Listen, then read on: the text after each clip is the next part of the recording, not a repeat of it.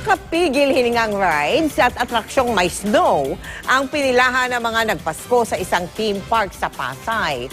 Masusi namang ininspeksyon ng parke para matiyak ang kaligtasan ng mga namamasyal. Nakatutok doon live si Ian Cruz. Ian? Mel, habang lumalalim nga ang gabi ay tila ba hinahatak ang ating mga kababayan dito sa amusement park, dito sa CCP Complex sa Pasay City at sa tansya nga ng kanilang pamunan ay maaaring umabot daw ng 80,000 katao ang darating dito para dito magdiwang ng Pasko. Maaga ng 3 oras nagbukas ang amusement park na ito dito sa Pasay City. Dahil Pasko, inaasahan na kasing daragsa at aabuti na hanggang hating gabi ang dating ng tao. Pamilya ang nagsitungo, lalo't ito raw ang hiling ng mga bata ngayong Pasko. Ang 76 anyo sa si Mang Luis galing Bulusan, Sorsogon.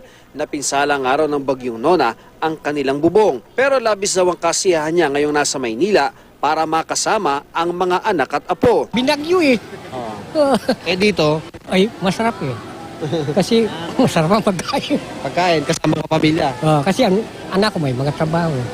Isa sa tila pinila sa takilya ang attraction na Snow World.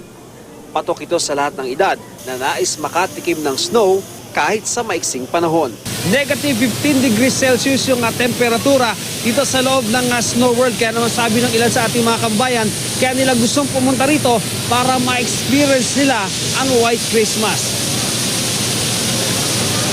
Bakit di nyo po pinalagpas yung pagpunta rito sa Snow World? Kasi po yung gusto namin, gusto niya. Bakit mo laging gustong puntahan tong Snow World? Kasi malamig po. Ang iba, extreme rides naman ang hiling.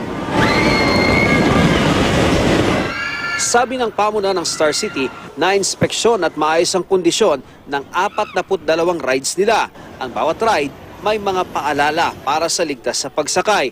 Bago mandar ang ride, nagbibigay din ng paalala ang park attendants para maiwasan ang aksidente. Hindi naman natin maiwasan yung aksidente, may nangyayari. Pero, in all of those accidents, walang may problema kami ride eh.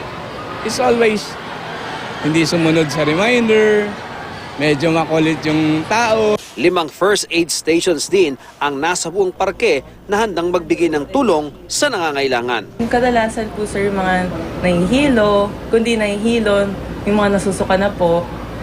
Then yung iba nagpe-faint po dahil kapag galing sila sa rides, hindi nila, lalo na po yung mga extreme rides.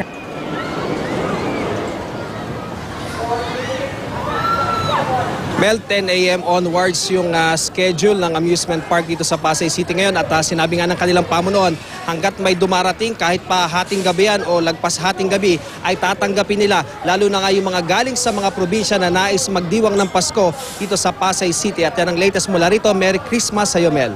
Maraming salamat at Merry Christmas din sa iyo, Ian Cruz.